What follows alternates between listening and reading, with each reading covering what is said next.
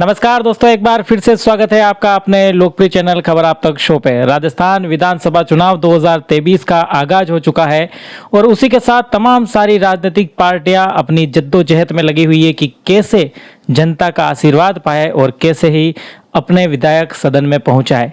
राजस्थान की राजनीति की बात करें तो यहाँ मेवाड़ और वागड़ के दक्षिणी हिस्से में राजनीति काफ़ी चरम पर है। काफ़ी समय से भारतीय जनता पार्टी और कांग्रेस के बीच सीधा मुकाबला यहाँ पर होता आया है, लेकिन पिछले समय में 2018 के विधानसभा चुनाव में भारतीय ट्राइबल पार्टी आदिवासियों की आवाज़ बनके तेजी से उभरी और वागड़ की सीटों में से 2 विधायक अपने सदन में पहुंचा लिए। राजस्थान की राजनीति को कवर करने के लिए हमारा कारवा विधानसभा वाइज जनता के जनप्रतिनिधियों से सीधा मिल रहा है और जनता से जुड़े सीधे सवाल उनसे पूछ रहा है।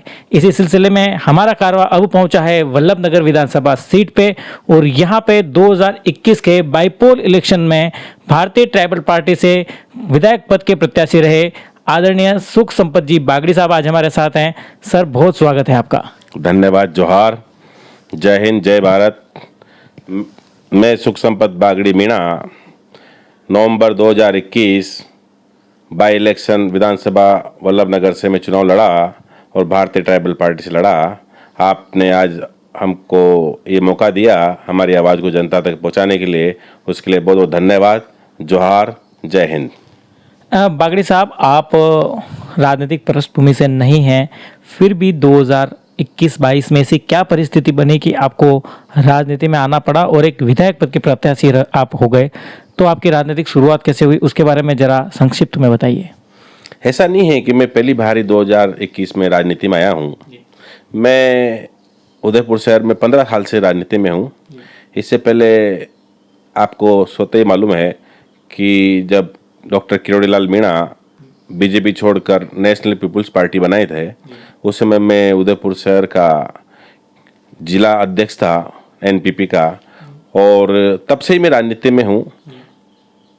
हमारा दुर्भाग्य है कि आदिवासियों की आवाज़ उठाने वाले डॉक्टर किरोड़ीलाल मीणा वापस पार्टी का बीजेपी में विलय हो गया और जो आदिवासियों की आवाज़ कहा जाता था वो आज किसी निजी पार्टी के में जाकर उन्होंने आदिवासियों की आवाज़ को दबा दिया। जब से ही बीटीपी वापस राजस्थान में लास्ट के विधानसभा चुनाव में बीटीपी का उदय हुआ, उस समय मुझे लगा कि वापस आदिवासी, दलित, बहुजन, गरीब, सर्व समाज की जो भी बिलो बीपीएल गरीब लोग हैं उनकी आवाज़ बीटीपी बनेगी। इस चीज़ को देखते हुए मैं बीटीपी से जुड़ा और मैं बीटीपी का उदयपुर जिले का प्रभारी हूँ और हमारे प्रदेश अध्यक्ष डॉक्टर वेलाराम जी गोगरा और राष्ट्रीय संरक्षक छोटे भाई वसावा, कार्यकारी प्रदेश प्रवीण जी परमार, इन सब ने मुझे कहा कि बागड़ी साहब, आपसे बढ़िया कोई कैंडिडेट नहीं हो सकता वल्लभनगर में और आप हमारे समाज की पूरे राजस्थान की आवाज़ बनेंगे। जब वल्लभनगर के जनरल सीट से एक एसटी कैंडिडेट जीत के जाएगा तो उसकी एक पूरे राजस्थान में अलग मैसेज जाएगा। बागड़ी साहब, 2018 से 23 तक जो कांग्रेस सरकार ने काम किए हैं, वल्लभनगर की अगर बात करें तो पूर्व विधायक जो थे स्वर्गीय गजेंद्र सिंह जी सक्तावत, उनकी निधन के बाद वहाँ पर री इलेक्शन हुए और फिर से उनकी ही मिसेज प्रीति सक्तावत जी जीती और आप उनके कामकाज को और सरकार ने जो 5 साल में सरकार चलाई है अशोक गहलोत जी के नेतृत्व में, उसको कैसे देखते हैं? मैं आपके चैनल से कहना चाहता हूँ, देश की आज़ादी को आज 76 साल हो गए, लगभग 78 साल हो गए। 50 साल कांग्रेस ने राज किया राजस्थान में और 28 साल या 25 साल बीजेपी ने काम किया। कांग्रेस में वंशवाद की जो सदियों से बात उठी आ रही है, परिवारवाद की, वंशवाद की, प्रीति सक्तावत कोई किसी प्रकार की एमएलए की दावेदार नहीं थी, पर हमारे गजूबना का देहांत के बाद में, जैसा अक्सर कांग्रेस में होता है कि बाप के बाद बेटा, बेटे के बाद उसका बेटा और उसके बेटे के बाद उसका बेटा नहीं तो उसकी बहू, ऐसा परंपरा है कांग्रेस में। तो उसी का परिणाम है कि आज वल्लभनगर से प्रीति सक्तावत वहाँ की विधायक है, जबकि उनको वल्लभनगर के विधायक जनता ने प्रेम से बनाया, जनता ने अपूर्व उनको आशीर्वाद दिया। उसके बाद भी वही परिणाम है कि आज भी वल्लभनगर में जो एसटी, एससी, ओबीसी, माइनॉरिटी, इस तबके के जो हालात हैं उस पे किसी भी प्रकार से किसी भी जनता पार्टी ने ध्यान दिया, न कांग्रेस ने दिया, और उसका दुष्परिणाम ये होगा 2023 के नवंबर में जब विधानसभा चुनाव होंगे उस समय बीटीपी अपना कैंडिडेट उतारेगी जैसा पार्टी का आदेश होगा वो आदमी वहाँ चुनाव लड़ेगा। और इस बार कांग्रेस और बीजेपी को बीटीपी वल्लभनगर में टक्कर देगी और लोगों को सच्चे मुद्दों के साथ में वहाँ से चुनाव लड़के अपनी विजयी की शुरुआत करेगी। 2018 में बीटीपी का जब उदय हुआ, एकदम से आदिवासियों की आवाज़ बन के उभरे। मेवाड़ में प्रभाव भले ही कम रहा हो, लेकिन वागड़ में बहुत ताकत के साथ लड़े और इसका परिणाम था कि 2 विधायक जीत भी गए। लेकिन ये कहा गया कि बीटीपी सिर्फ आदिवासियों की बात करती है। कई सारे ऐसे कंट्रोवर्सी वाले बयान भी सामने आए, लोगों में एक डर का माहौल भी पैदा हुआ कि यार अचानक से कभी इस क्षेत्र ने तो कम से कम कभी ऐसा माहौल देखा नहीं। तो 2 विधायक जीत करके गए, लोगों को बड़ी उम्मीद थी कि पता नहीं क्या ऐसा करिश्मा हो जाएगा कि अब तो सब कुछ अच्छा हो जाने वाला है। लेकिन जनता की उम्मीद के अनुसार आपको लगता है कि ऐसा काम हुआ? और अब 2023 में बीटीपी का स्टैंड क्या रहेगा? क्या ऐसे मुद्दे रहेंगे? क्या रणनीति रहेगी? हम 2023 की विधानसभा में भारतीय ट्राइबल पार्टी राजस्थान सर्व समाज को साथ लेके चलेंगे। ये तो ऐसा लगता है कि उदयपुर मेवाड़ वागड़ में जहाँ पे 80% आदिवासियों की जनसंख्या है, तो लोग सोचते हैं कि आदिवासियों का राज हो जाएगा, यहाँ का विधायक हो जाएगा। बीटीपी से जीतेगा तो भी आदिवासी बनेगा, कांग्रेस से जीतेगा तो भी आदिवासी बनेगा, बीजेपी से जीतेगा तो भी आदिवासी बनेगा। इसलिए किसी भी समाज को डरने की जरूरत नहीं है। बीटीपी सर्व समाज की पार्टी है और सबको साथ लेके चलेंगे। हम गरीब तबकों को साथ लेके चलेंगे। अब हमें किसी भी प्रकार की सांप्रदायिक धार्मिक भावना भड़काने का कोई इच्छा नहीं है। हम सबको साथ रखे चलेंगे, सबको साथ रखेंगे, साथ रख के लड़ेंगे और जीतने के बाद सर्व समाज को साथ रख के चलेंगे। बागड़ी साहब, बीटीपी में जिस प्रकार से आप लड़े, 2 विधायक जीते, फिर आदिवासियों को उम्मीद थी कि 2-3 विधायक कम मार्जिन से हारे, तो इस चुनाव तक आते आते बहुत अच्छा होगा, ज़्यादा विधायक जीतेंगे, सरकार में भागीदारी होगी। लेकिन जनता में ये देखने को मिल रहा है कि बीटीपी के अंदर फूट पड़ चुकी है। मौजूदा विधायक पार्टी से अलग चल रहे हैं, कई सारे लोग नया संगठन बनाने की बात कर रहे हैं। तो आपको क्या लगता है कि ये फूट, बीटीपी की फूट की वजह क्या है और अब इसको कैसे खत्म किया जाएगा? और अगर ऐसे ही रहा तो फिर कितना नुकसान पार्टी को होगा? ऐसा नहीं है, परिवार में झगड़े भी होते हैं, पार्टियों में झगड़े भी होते हैं। ऐसा नहीं कांग्रेस बीजेपी में नहीं है, बीटीपी में भी किसी कारण से मनमुटाव रहा होगा। स्थिति ये है कि कुछ मनमुटाव की वजह से आज हमारे दोनों विधायक, आदिवासी परिवार, बीटीपी, हम सब एक ही हैं। पर किन्हीं कारणों को लेके जिस प्रकार से हमारे बीच में मतभेद हुआ है, उनको हम जल्दी ही निपटा लेंगे और 2023 की चुनाव से पहले हम सब एक मंच पर आकर चुनाव साथ मिलकर लड़ेंगे और आदिवासी परिवार और बीटीपी सब एक ही हैं। जो नई पार्टी बनाने की बात हो रही है, बीएपी पार्टी, आदिवासी परिवार, उसके लिए बीटीपी के एक कार्यकर्ता होने के नाते ही सही, कोई अगर एडवाइस आप देना चाहें कि क्या देना चाहेंगे? मेरे एक ही एडवाइस है कि जो आदिवासी परिवार को चला रहे हैं या जो सारा समाज राजस्थान में आदिवासी परिवार चल रहा है, उनके नेताओं से एक अनुरोध है कि बीटीपी को लाने वाले भी आप ही हो, बीटीपी को लाए भी आप ही हो। अगर किसी प्रकार का मतभेद है तो उसको आप 2023 के चुनाव से पहले एक घर में एक जायजा पर बैठकर निपटा लें, अन्यथा इसका दुष्परिणाम ये होगा कि जो पंचायत समिति अभी जो चुनाव हुआ डूंगरपुर में वार्ड पंच का, उसमें बीटीपी आदिवासी परिवार भी हार गया, बीटीपी भी हार गया, कांग्रेस भी हार गई और बीजेपी को उसका फायदा हुआ। तो मेरा ये अनुरोध है मेरे परिवार से, मेरे समाज से, कि हम सब एक मंच पे आए और हम सब मिलके लड़ें। जो भी पार्टी है, बीटीपी है, बीएपी है, हम सब मिलके एक पार्टी से लड़ेंगे तो सरकार में भागीदारी होगी और सरकार में भागीदारी होगी तो हम हमारे समाज की, गरीब तबके की आवाज को विधानसभा में उठा पाएंगे, अन्यथा हमारा बिखराव कांग्रेस बीजेपी का फायदा हो जाएगा। बागड़ी साहब, बीटीपी के जो प्रदेशाध्यक्ष हैं वो भी कहते हैं कि हम लोग विधायकों को मना लेंगे, आप भी कह रहे हैं कि हम दोनों विधायकों को मना लेंगे। मान लीजिए सारे मान मनोबल के बाद भी आदिवासी परिवार नहीं माना और उन्होंने बीटीपी से अलग होकर के ही चुनाव लड़ने का निर्णय किया, तो फिर बीटीपी की रणनीति क्या रहेगी? मेरा आपके चैनल से कहना है कि हम आखिरी 2023 की विधानसभा चुनाव तक पार्टी के प्रदेश अध्यक्ष, हमारे कार्यकर्ता, कार्यकारी प्रदेश अध्यक्ष, दोनों विधायक आदिवासी परिवार से मिलकर कोशिश करेंगे 100% हम एक जायजे पा जाएं। फिर भी अगर किसी कारणवश नहीं आते हैं तो जैसा पार्टी का आदेश होगा, जैसा संगठन का आदेश होगा, उस प्रकार से रणनीति बनाएंगे और बाकी उसके अनुसार ही चुनाव लड़ा जाएगा। फिर भी मेरा अनुरोध रहेगा आदिवासी परिवार और बीटीपी से कि हमें चुनाव मिलकर लड़ना चाहिए। अगर मान लो आदिवासियों की आवाज़ पर बन रहे हैं तो जब बीटीपी अगर एक नहीं हो सकती है तो रिजर्व सीटों से तो वैसे ही आदिवासी चुनाव लड़ता है, तो फिर कांग्रेस का लड़े, बीजेपी का लड़े, आदिवासी परिवार का लड़े, बीटीपी का लड़े, सब तो लड़ता आदिवासी रहे हैं। तो मेरी इच्छा ये है कि जब हम इस भ्रष्टाचार कांग्रेस और कमल कांग्रेस के खिलाफ लड़ रहे हैं तो हमें एक जाजम पाकर ही दोनों को साथ में लड़ना चाहिए। ये मेरा अनुरोध है और मेरा आदिवासी परिवार और बीटीपी से सबसे बड़े नेताओं से अनुरोध है कि सब आपस में मिलकर एक मजाजम पाकर 2023 के चुनाव को लड़ें। उससे समाज का भला हो सकता है, अन्यथा आने वाले 2023 में जो चुनाव होंगे उसका दुष्परिणाम आएगा और हमारे समाज को बहुत बड़ी उसकी तकलीफ होगी। वल्लभ नगर पे आते हैं। वल्लभ नगर की जो स्थिति है वहाँ पर ये कहा जाता है कि बीटीपी तो ज़बरदस्ती वहाँ पर चुनाव लड़ रही है। वहाँ पर बीटीपी का कोई अस्तित्व नहीं है क्योंकि जनरल की सीट है, ओबीसी वोटर ज़्यादा मात्रा में है, जनरल के वोटर ज़्यादा मात्रा में है। जो राजनीतिक पार्टियां हैं, बीजेपी और कांग्रेस के स्टेबल नेता हैं, गुलाब जी सख्तावत इतने वरिष्ठ नेता वहाँ से, उनके परिवार की विरासत है, महाराज साहब रणधीर सिंह जी भिंडर, बीजेपी का भी बड़ा अच्छा खासा वहाँ पर वोट बैंक है। तो आपको क्या लगता है कि वल्लभ नगर का मैथमेटिक्स क्या कहता है, बीटीपी की कितना स्पेस वहाँ पर है?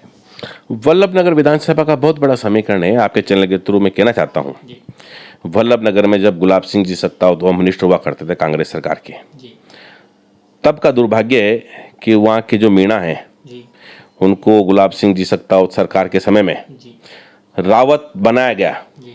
उनके रेवेन्यू रिकॉर्ड में रावत किया गया, रावत करके उनको ओबीसी में डाला गया। इसलिए आज वल्लभ नगर विधानसभा जनरल सीट है, अन्यथा वल्लभ नगर सीट विधानसभा की एसटी रिजर्व सीट होनी चाहिए, क्योंकि वहाँ पे एसटी और एससी मिलाकर 1.25 लाख वोटर हैं।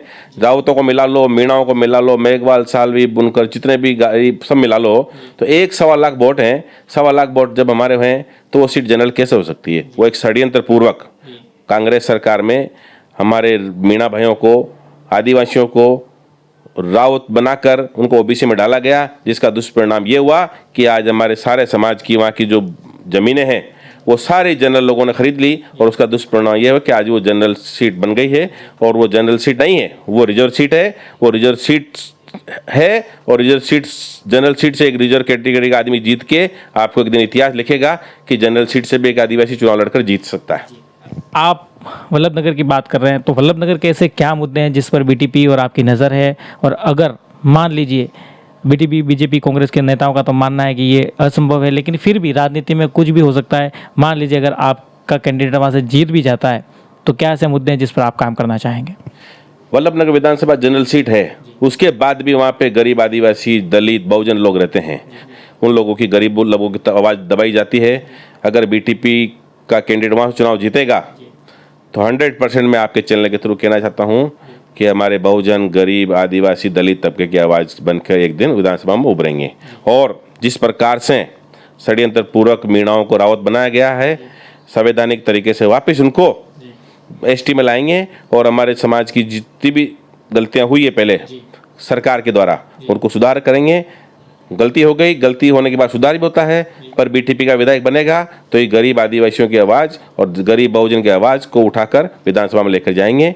वल्लभ नगर के अंदर जैसे मौजूदा जो विधायक हैं, प्रीति मैडम जो हैं, उनकी एक स्ट्रॉन्ग इमेज वहाँ पर अभी बनती नज़र आ रही है। सब लोग भाभी साहब कहते हैं। भाभी साहब एक बहुत सम्मानित जो कनेक्शन इमोशनल जो बनता है जनता के साथ, वो बड़ी मजबूत स्थिति में है। बीजेपी के नरेंद्र मोदी का चेहरा, इतना स्ट्रॉन्ग इमेज वाली पार्टी, इतना उनके पास रिसोर्सेज, महाराज साहब का दबदबा भी रहा है।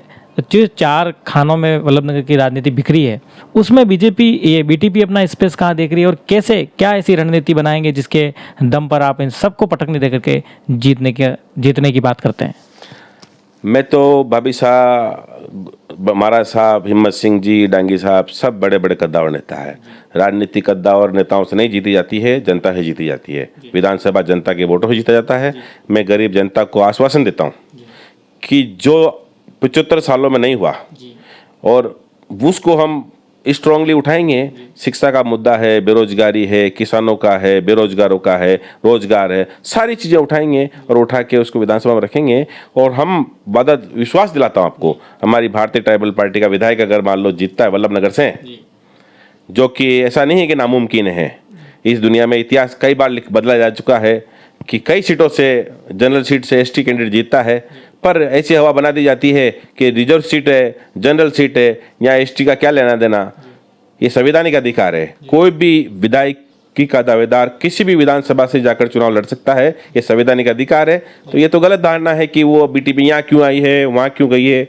बीटीपी राज्य की पार्टी है, वो 200 विधानसभा में चुनाव लड़ेगी, ऐसा हमारे पार्टी का कहना है।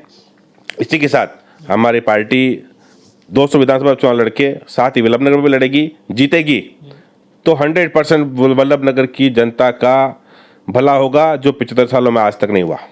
2023 के चुनाव को देखते हुए अगर वल्लभनगर की जनता को एक मैसेज आप देना चाहें तो क्या कहेंगे? मैं वल्लभनगर विधानसभा के सभी निवासियों को कहता हूँ, सर्व समाज के, कि आपने कांग्रेस देखी, बीजेपी देखी, जनता सेना देखी, इस बार बीटीपी को मौका देना। आप याद रखेंगे कि ऐसा ईमानदार नेता सदियों तक नहीं मिलता है, और आप एक बार मौका दें। मैं आपकी सेवा पर तत्पर रहूँगा और रात दिन लग के आपकी हर मुद्दे को उठाऊँगा, जिसमें शिक्षा हो गई, बेरोजगारी हुई, किसान हो गया, मोर्चा, सब कुछ आई थिंक सारी चीज़ों को उठाएंगे और हम संवैधानिक तरीके से चुनाव लड़ेंगे। संवैधानिक चुनाव जीतने के बाद जनता का मुद्दा उठाएंगे और जनता को विश्वास दिलाता हूं कि आप आने वाले समय में अगर आप मुझे जिताते हैं या हमारी पार्टी कैंडिडेट जिताते हैं तो आप ठगे हुए महसूस नहीं करेंगे, जिस प्रकार से 75 सालों से आपको ठगा जा रहा है। ये थे हमारे साथ भारतीय ट्राइबल पार्टी के 2021 के बाईपोल में वल्लभनगर विधानसभा सीट से विधायक पद के दावेदार रहे सुख संपत बागड़ी जी। भारतीय ट्राइबल पार्टी के सदस्य हैं, नेता हैं। भारतीय ट्राइबल पार्टी के अंदर जो उठापटक नज़र आ रही है उस पर भी सर ने खुलकर बात की, आज समय दिया। और भारतीय ट्राइबल पार्टी 2023 के चुनाव में भी अपने एक अच्छे एजेंडे के साथ चुनाव मैदान में उतरेगी और परंपरागत पार्टियों को अच्छी टक्कर देगी और जनता से जुड़े सीधे मुद्दे वो विधानसभा में भी और उसके बाहर भी उठाते रहेंगे। जब आपने समय दिया इसके लिए आपका बहुत बहुत धन्यवाद। हमारे दर्शकों के लिए एक मैसेज कर दीजिए कि राजनीतिक की खबरें देखने के लिए इस चैनल को सब्सक्राइब ज़रूर करें। राजनीतिक संपूर्ण खबरें देखने के लिए चैनल को सब्सक्राइब करें, आइकॉन बेल दबाएं और चैनल देखते रहें। आपको लेटेस्ट अपडेट मिलेगा। आप कभी भी फेक न्यूज़ से दूर रहेंगे। सच्ची न्यूज़ के लिए देखें, चैनल को सब्सक्राइब करें। जय जोहार, जय भीम, जय आदिवासी, जय भारत। अगर साहब आपने समय दिया इसके लिए बहुत बहुत धन्यवाद। हमारी शुभकामनाएं हैं आपको। आप जनता की आवाज़ ऐसे ही उठाते रहें। Thank you very much. दर्शकों के लिए बता दें 2023 की विधानसभा चुनाव की कवरेज लगातार आपको मिलती रहेगी। चुनावी मुद्दों और राजनेताओं की जुबानी सुनने के लिए चैनल को करिए सब्सक्राइब और देखते रहिए खबर आप तक शो। आपका दिन शुभ हो। धन्यवाद।